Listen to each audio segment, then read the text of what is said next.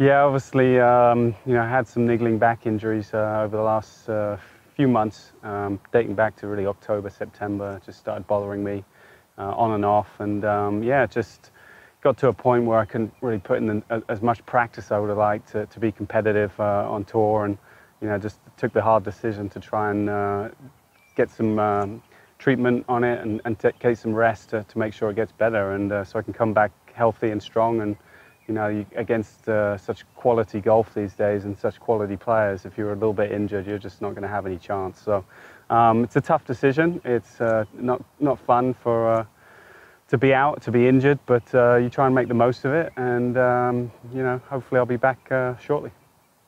Yeah, probably back in October, September. Started having a few issues, and really having my physio work on me a lot more than he usually would, and managed it pretty well for a little bit, but it just, unfortunately, the more I practiced, the more I hit balls, the worse it got. And there was a time, especially around Bay Hill, Tampa weeks, it was really hurting me quite a lot. And it's just, as golf, as we all know, it's tough enough as it is, but with having thoughts about your injury in the background rather than the kind of shot you're trying to hit, that makes it very, very difficult.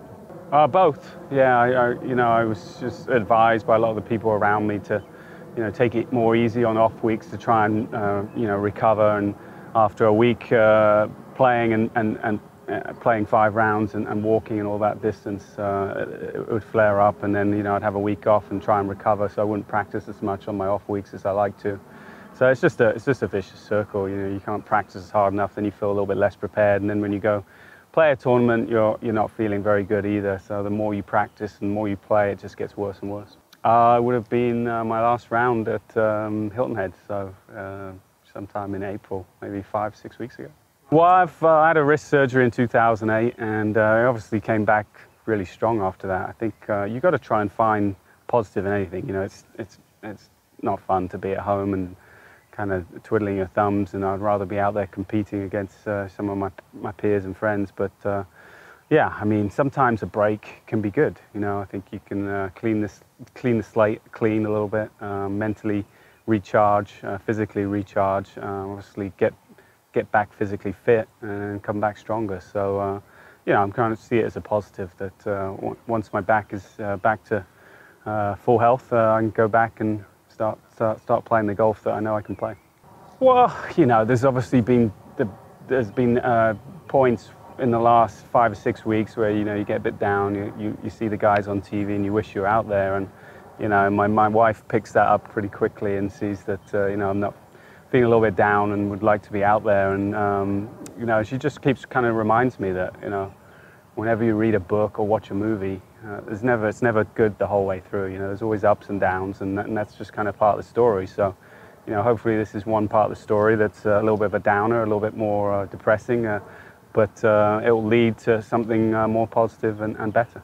I've never watched a lot of golf on TV, but I will watch a little bit. You do miss it. You miss the game, and I think that's obviously a positive too. I've been out here 17 seasons. Some guys would say, well, you got your back injury, you've done really well, you've made enough money, why don't you just retire and go into the sunset? But that's not me. I still love competing, so watching a little bit of golf and seeing the guys under pressure compete, that kind of gets the juices flowing. So I watch a little bit. I watch the players, that was fun. And obviously this week at Wentworth, I'll be watching from a different standpoint.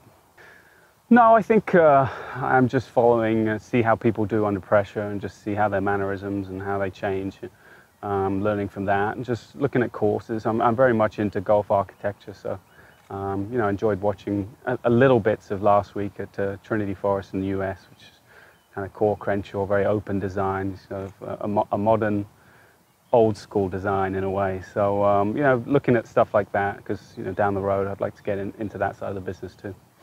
Well, I think it would be based on some of the the greats from the golden era of architecture, the 1920s. The Colts and the Mackenzies and those guys. I think they kind of figured it out.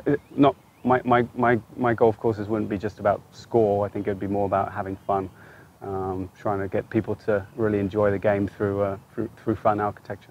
Yeah, I think a little bit more generous off the tee. You know, more of a strategy into the greens. You know, I think greens that have some slope, some interest. You know, but courses that demand a lot of strategy and that change day to day depending on the conditions.